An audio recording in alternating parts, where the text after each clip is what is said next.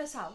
Hoje eu vim conversar um pouquinho com vocês a respeito das últimas leituras que eu fiz. Faz um tempinho que eu não converso com vocês sobre as leituras que eu ando fazendo, exceto dentro dos vlogs, e eu percebi que muita gente acaba não assistindo os vlogs por inteiro, acaba não consumindo todo esse conteúdo. Tem algumas pessoas também que não curtiram muito esse tipo de conteúdo, então eu resolvi voltar ao formatinho antigo, pelo menos nesse vídeo aqui, e contar um pouquinho pra vocês a respeito do que eu ando lendo.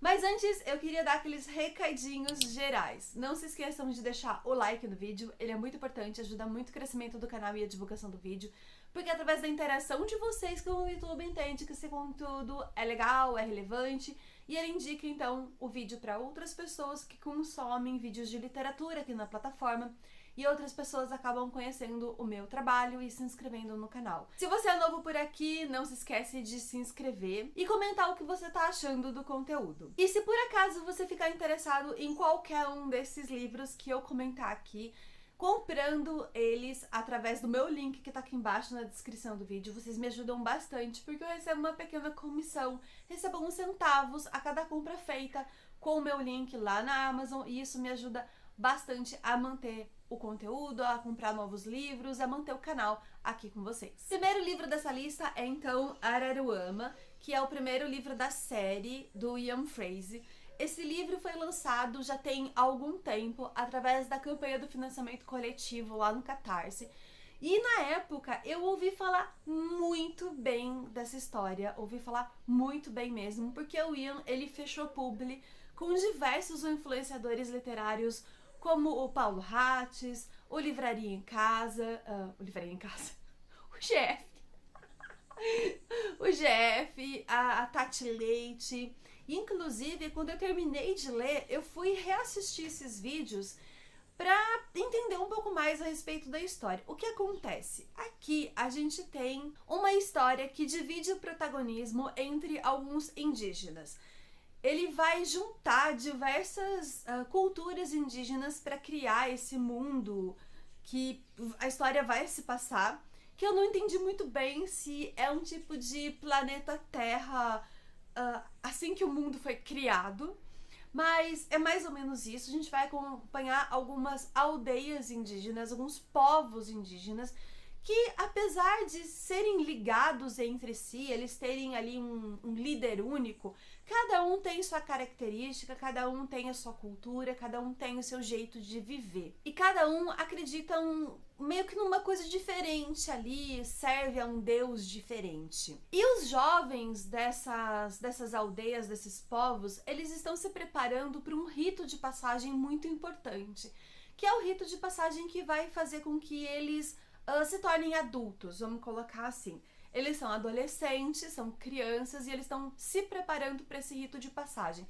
E esse rito de passagem, ele é muito perigoso, porque muitos jovens não retornam. É quando eles saem dos seus povos, da segurança ali dos seus familiares, e eles vão percorrer mata adentro até chegar em um lugar específico, e aí eles retornam depois, mas muitos acabam morrendo nesse processo. E tem algo de muito diferente acontecendo ali, tem algo de muito perigoso acontecendo ali, porque tem algumas criaturas místicas, algumas criaturas ali, né, da religião deles, que eles acreditam que tá trabalhando para tentar acabar com esse ritual, tentar acabar e tentar mudar de alguma forma o que vem acontecendo há muito tempo. Então a terra deles, que eu não lembro agora qual o nome que eles usam em específico, tá mudando e vai se chamar Araruama. Então esse é o motivo do título. E a gente vai acompanhar então esses jovens durante essa preparação. E qual foi o meu principal problema com esse livro? Quando você lê um livro físico e ele tem um glossário lá atrás, na parte de trás do livro, é muito fácil de você consultar esse glossário. Você vira as páginas e você consulta. No Kindle não é. Eu percebi que ler livros que tem glossário no Kindle é muito cansativo, é muito chato ficar consultando. Porque o sistema do Kindle, ele não facilita essa consulta do glossário. Eu acho que, inclusive, a Amazon ela precisava rever essa questão da criação do índice da criação de hiperlinks, da criação de linkar o termo com o que tá no glossário e abrir pra gente de uma forma muito mais fácil a consulta desses termos. Porque algumas coisas que o Ian colocou no texto dele existem, e aí quando você clica em cima, ele abre para você a explicação. Algumas coisas ele criou, então você tinha que consultar no glossário e você não conseguia abrir o glossário dentro do texto. Você tinha que ir lá no índice, clicar em glossário, aí você perdia onde você estava, porque o Kindle ele não marca onde você estava, você não consegue voltar para onde você estava. Então assim, o que aconteceu foi que eu li sem entender metade do que estava acontecendo na história, porque eu não tinha saco para ficar consultando o glossário. E a quantidade de termos que o Ian criou para dentro da história é gigante, é enorme. A cada 5 palavras normais tinha 2 termos, a cada 10 palavras normais tinha 5 termos. E esses termos, eles eram importantes porque eles eram sobre rituais, eles eram sobre a categoria que cada indígena tem ali dentro da sua aldeia. Não é categoria, mas é tipo, se ele vai ser um caçador, se ele vai ser um guerreiro, se ele vai ser alguém que mexe com artesanato, se ele vai ser um pescador, se ele vai ser um mergulhador, se ele vai ser um construtor de casa. Então isso também é tudo definido através desses termos. E só tem o termo. Em alguns momentos, o autor, ele dá uma explicada pra você, ele fala o termo e ele meio que usa a cena pra te explicar o que significa aquele termo. Então fulano vai ser um guerreiro, ele fala o termo do guerreiro. Faz tempo que eu li o texto, tá, gente? Então, que eu li o livro, então não vou me lembrar dos termos agora. Mas aí ele vai e ele dá uma explicada naquilo. Então, não é de todo difícil de entender. Só que o início do livro é muito ruim. Até você conseguir entender o que tá acontecendo ali, o que se trata ali, é muito difícil. Porque ele começa num infodump de criação de mundo muito grande. Primeiro existia um Deus, e esse Deus resolveu ter 2 filhos.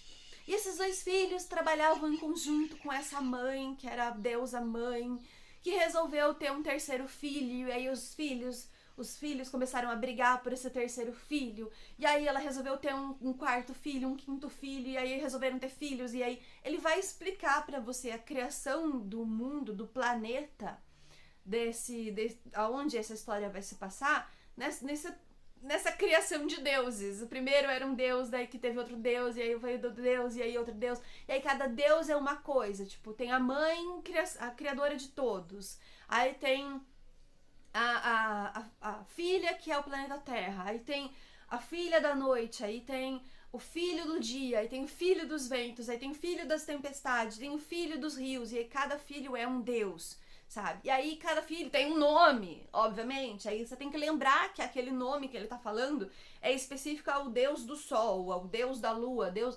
Então, é muito termo, E é um livro muito introdutório, é um livro muito introdutório. Ele vai pesar fortemente a mão em tentar te situar nessa história.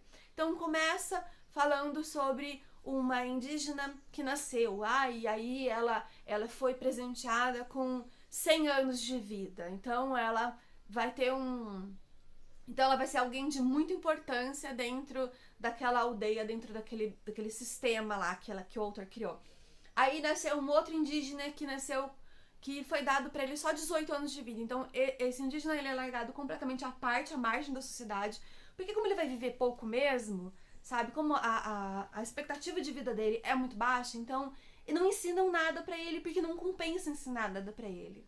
E aí a gente vai vendo todas essas crianças que nasceram se preparando para esse ritual ou não, no caso desse indígena que foi colocado pouco tempo de vida para ele lá, poucas luas, poucos sóis, acho que é poucas luas que eles falam. E aí a gente vai vendo que ele é jogado às margens, tipo, ele não tem cuidado, ele não recebe amor, ele não tem carinho, ninguém ensina nada para ele, exceto trabalhos manuais, trabalhos muito braçais, assim, porque ele não tem expectativa de vida nenhuma. Eu até esperava que o autor fosse quebrar isso aí em algum momento, e aí a gente vê algumas mortes acontecendo desses indígenas, porque eles vão formando laços entre si e é narrado pelo ponto de vista, a história é narrada pelo ponto de vista em primeira pessoa, acho que é a primeira pessoa, se não me engano, de cada um desses personagens que vão ser importantes no segundo livro.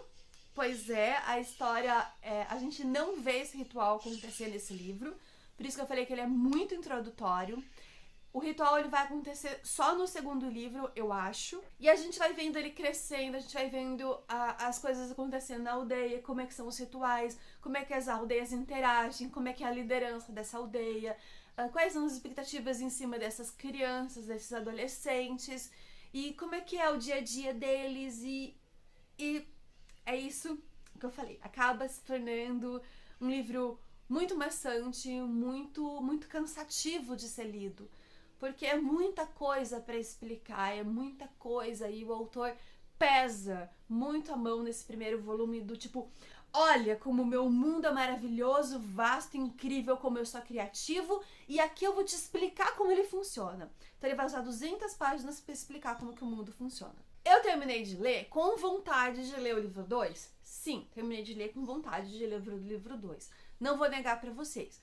É uma criatividade sem tamanho, é um mundo extremamente interessante de ler, só que é muito cansativo.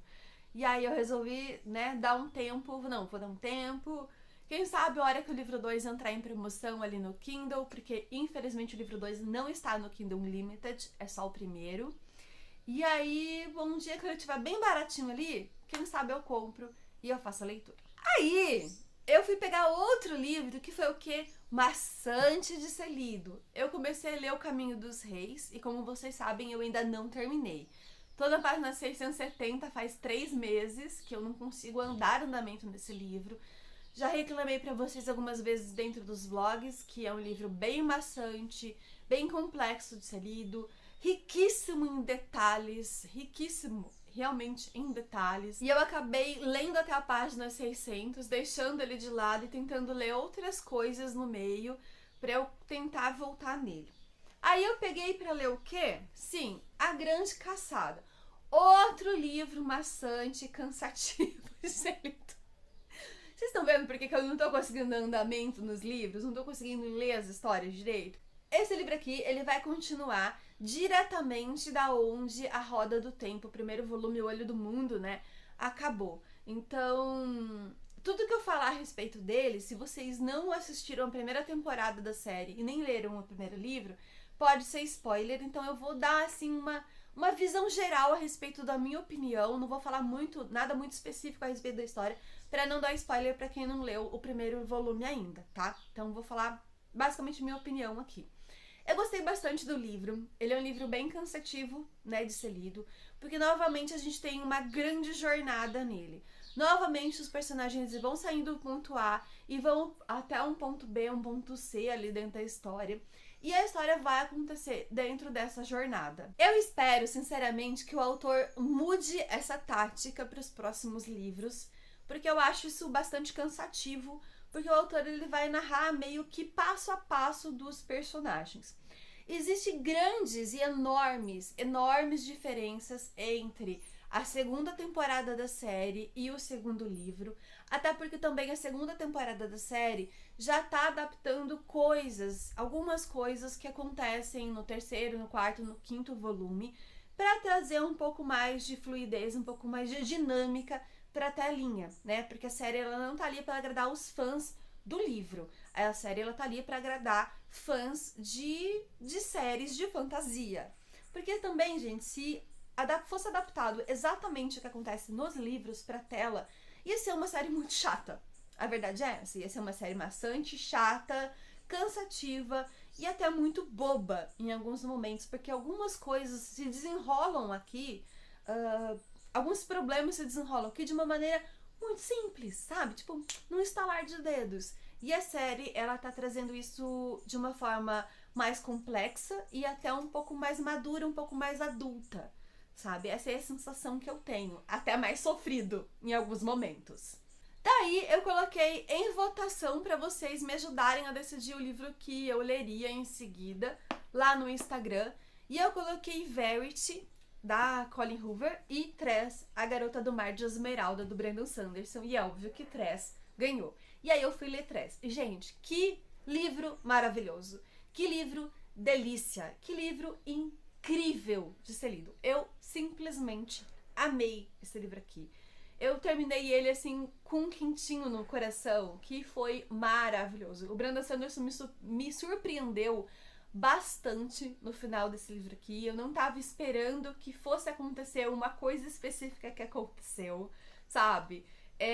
Assim, eu até brinquei no vlog que eu falei desse livro aqui, que ele mostrou que ele não é um autor só que tem uma grande criatividade para escrever mundos de fantasia, para escrever personagens maravilhosos, mas ele é um autor também que tem um coraçãozinho, sabe? Que terminou o livro de uma maneira que eu achei muito fofa. Muito, muito fofa mesmo. E eu amei Tress, gente. Amei Tress.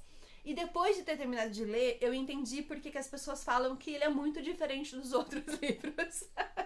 É realmente muito diferente dos outros livros. Esse aqui, ele é rápido, ele é fluido, ele é dinâmico, ele é encantador, ele consegue fazer com que você fique apaixonado pelos personagens, você entenda o mundo que ele criou, sem ficar sendo cansativo e escrevendo tudo nos mínimos detalhes. Ele é um livro, assim, maravilhoso para você terminar o Caminho dos Reis e falar, eu aguento mais minha vida, chega, não quero mais ler mais nada. Mas aí você pega esse aqui e você fala, meu Deus, que maravilha, que delícia. É mais ou menos isso aqui. Se você ainda não sabe sobre o que fala Tress, a Garota do Mar de Esmeralda, ele vai contar a respeito da Tress e de alguns outros personagens. O mundo da Tress, ele é meio que dividido por ilhas e por luas, tá? Cada lua, são 12 luas no total. E a lua, ela não é bem uma lua, ele é uma espécie de planeta ali que orbita esse planeta da Tress, né? E essas luas, elas vão derrubando esporos no planeta da Tress. E esses esporos, eles vão se juntando em uma quantidade tão grande que acaba se tornando mar. Então a gente tem o Mar de Esmeralda, que é formado por esporos verdes. A gente tem o Mar de Carmesim, que é formado por esporos vermelhos. A gente tem o Mar da Meia-Noite, Mar da Lua, não lembro agora o nome, que é formado por esporos negros. A gente tem o Mar Azul, que é esporos azul, e assim por sequência. A gente não vai conhecer todos os mares aqui, tá? A gente vai passar por 2 ou 3, acho que são 3, e a gente vai conhecer alguns esporos. E cada esporo, quando ele entra em contato com algum líquido, ele meio que cresce, tá? Ele cresce e ele forma coisas diferentes. Então o Mar de Esmeralda, quando o esporo verde, ele entra em contato com qualquer líquido que seja, ele cria vinhas, ele vai criando como se fosse uma planta rastejante, e ele vai crescendo até ele consumir todo aquele líquido. E bem, nós seres humanos somos formados por líquidos, né? A gente tem saliva, a gente tem lágrima, a gente tem suor e a gente tem sangue. Então, é muito arriscado qualquer ser humano entrar em contato com esses esporos. Só que, obviamente, a gente tem os seres humanos loucos aqui que vão navegar nesses esporos, né, com barcos, e a gente tem piratas. E a história começa realmente a ficar bastante interessante quando a Tress, ela precisa sair.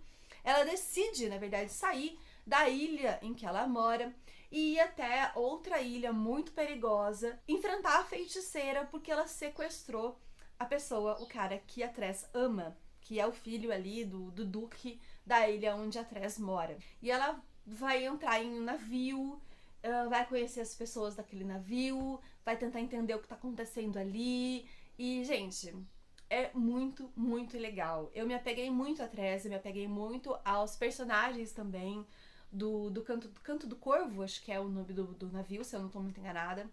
É simplesmente maravilhoso, é uma gracinha de ler esse livro.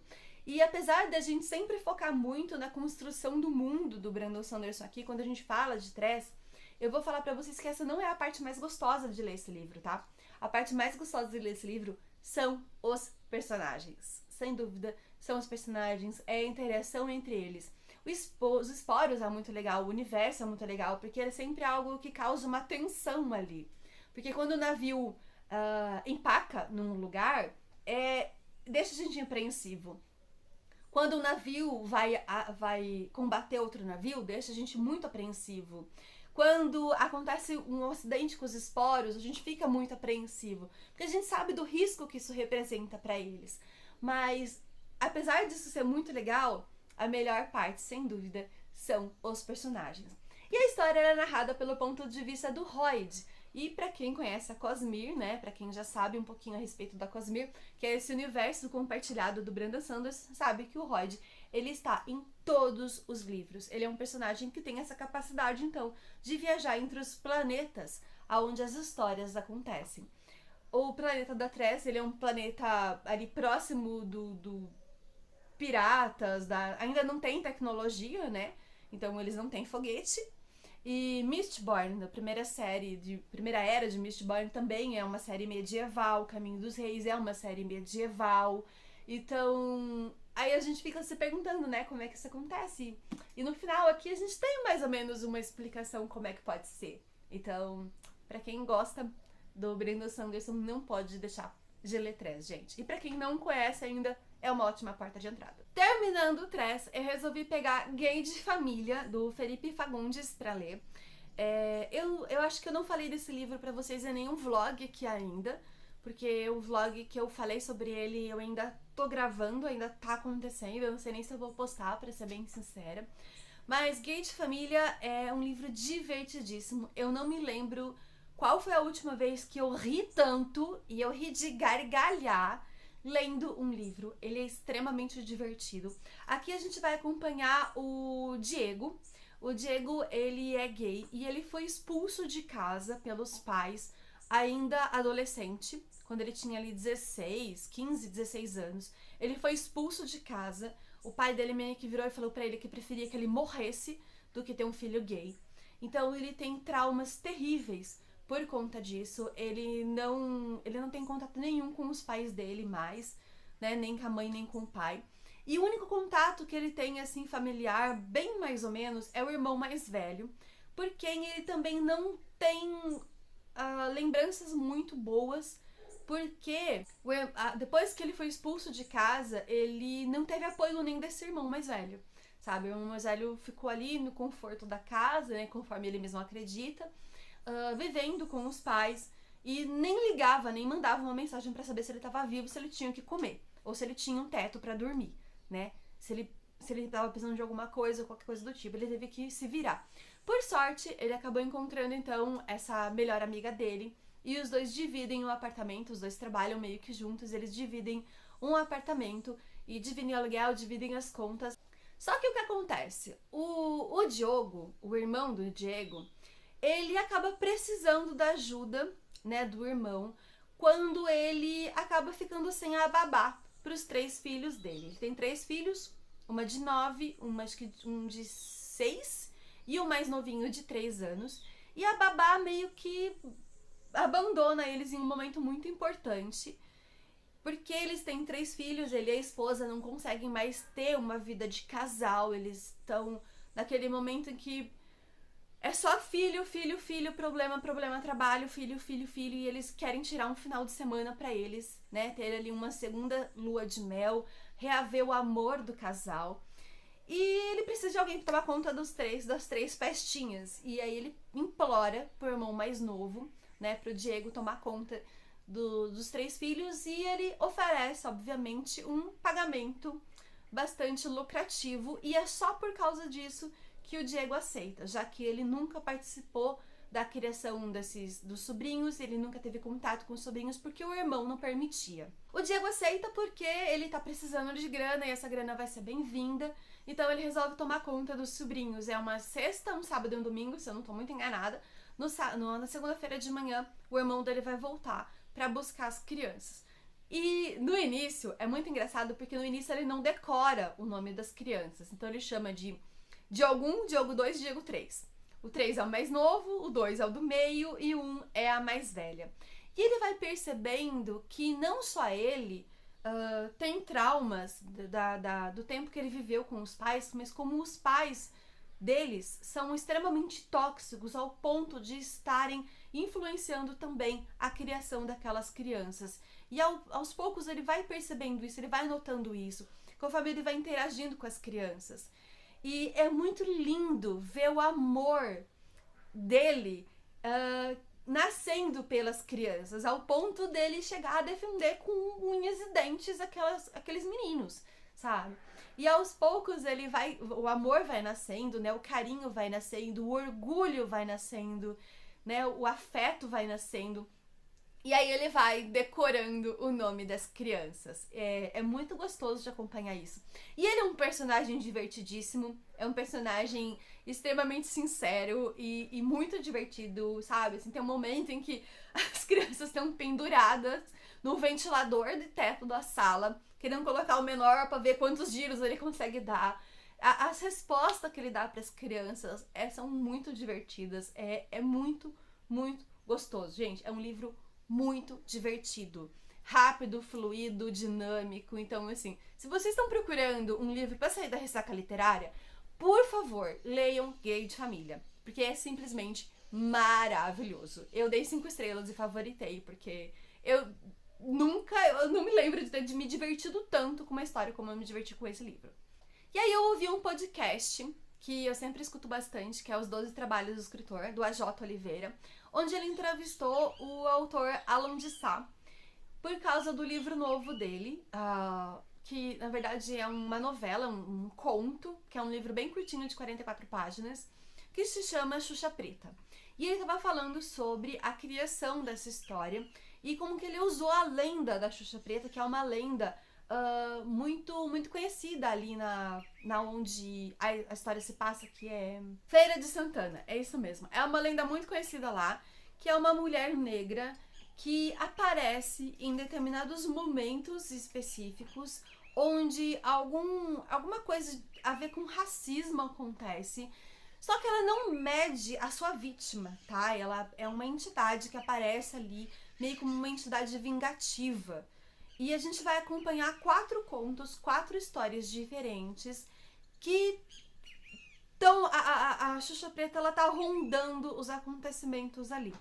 Não é um livro de terror, tá? Não é um livro de dar medo no sentido de você não vai conseguir dormir à noite, certo? Ele é um terror psicológico bastante interessante e que traz críticas sociais bastante específicas quanto ao racismo, quanto as pessoas negras são deixadas à margem da sociedade. A gente tem a história de um estudante, que obviamente que foi a que eu mais gostei, né? Porque é um estudante, acho que de 14, 13 anos, alguma coisa assim. E eu sou mãe de um menino, que apesar de não ser negro, mas tem essa idade. A gente tem a história de um pedreiro, que trabalha mais ou menos ali próximo à escravidão, né? Ganha muito pouco, rala muito, trabalha muito, tem uma condição de vida bem difícil. A gente vai acompanhar a história também de uma moradora de rua e de uma mulher branca, rica, que acha que pode comprar tudo sem nenhuma consequência. A história do garoto tem a ver com bullying, né? Pelo fato dele ser um garoto negro, de periferia, tem a ver com bullying. E ele fica tão assustado com as coisas que acontecem com ele, com as coisas que estão acontecendo ali, que ele meio que se vê obrigado a andar com uma faca na mochila. E as coisas vão acontecendo de uma forma tão assim absurda, que chega a um ponto dele não conseguir mais prestar atenção na aula, de tão assustado que ele tá, sabe? De tanto medo que ele tem das coisas que estão acontecendo ali. E a história do pedreiro, que é feito de isca, né? É obrigado pela polícia a passar por uma rua sem iluminação, uma rua que não traz segurança nenhuma, meio que obrigam ele a ser feito de isca. E aí tem a história, então, dessa empresária branca que acha que pode fazer o que quiser com o dinheiro dela porque ela é rica. Obviamente que pra mim não é uma história que me causou medo e terror, porque eu não sou uma pessoa negra. Eu moro no interior de São Paulo, uma cidade bem pequenininha, sou classe média, sempre morei aqui no centro Eu nunca fui um tipo de pessoa que precisei ter medo da polícia por qualquer motivo que seja. Esse terror que o Alan trabalha no livro, pra mim, ele foi um baque, né? Vamos colocar assim, não que eu não soubesse o que estava acontecendo, ele foi um baque, mas eu imagino que a experiência de ler esse livro, sendo uma pessoa negra de periferia, por exemplo, vai ser bem diferente. Então eu acho que é uma leitura que cada pessoa que lê vai sentir uma coisa diferente, vai ter um temor diferente, vai ter uma reação diferente, vai sentir diferente a história. Porque acho que esse foi um pouco o intuito dele. Pelo que eu tava também ouvindo ali no podcast que ele tava falando sobre a criação da história e qual era a intenção dele por trás de escrever essas histórias. Bem, esses foram os livros que eu li, então, nesses últimos meses. Não é muita coisa, como vocês podem ver, né? Antigamente eu lia 5 livros em um mês e eu trazia um vídeo desses pra vocês por mês, mas não é o que tá acontecendo, até porque também não tô conseguindo ler muito ultimamente. Até tô um pouquinho sumida do Instagram também, porque eu tô pintando a casa, gente, não vou ficar filmando eu pintando a casa toda suja de tinta pra vocês, né? Mas enfim, espero que vocês tenham gostado e me contem aqui embaixo, deixem nos comentários se vocês já leram algum desses livros que eu indiquei, ou se vocês ficaram, que eu li, né? Ou se vocês ficaram interessados por alguma dessa indicação. Não se esqueçam que ao comprar qualquer coisa no site da Amazon, usando o meu link que tá aqui embaixo, na descrição do vídeo, vocês me ajudam bastante, porque eu recebo uma pequena comissão e vocês não pagam nada mais do que vocês já vão pagar pelo aquilo que vocês vão comprar. Não precisa ser só livro, tá? Pode ser qualquer coisa vendida e entregue pela Amazon. Aqui embaixo vocês também encontram as minhas redes sociais, todos os links úteis, links de compra dos meus livros, minhas redes sociais e também a minha página de influenciadora lá na Amazon, onde tem algumas listas de livros que eu indico, dá pra vocês também aproveitarem e seguirem o preço, acompanharem o preço desses livros por lá. Não se esqueçam que a gente também tem um grupinho no Telegram, onde eu tô sempre avisando pra vocês quando tem conteúdo novo e quando tem promoção, que eu acho que vale a pena lá na Amazon. Todos os links tá tudo aqui embaixo na descrição do vídeo, deem uma olhada, me sigam e acompanhem. E não se esqueçam de comentar o que vocês estão achando dos últimos conteúdos ou o que vocês acham das indicações que eu fiz hoje. Se vocês já leram um livro, deixa a opinião de vocês que eu vou gostar bastante de conversar com vocês a respeito disso. Não se esqueçam de deixar o like no vídeo, ele é muito importante, ajuda muito o crescimento do canal e a divulgação do vídeo. E um beijo. Até a próxima.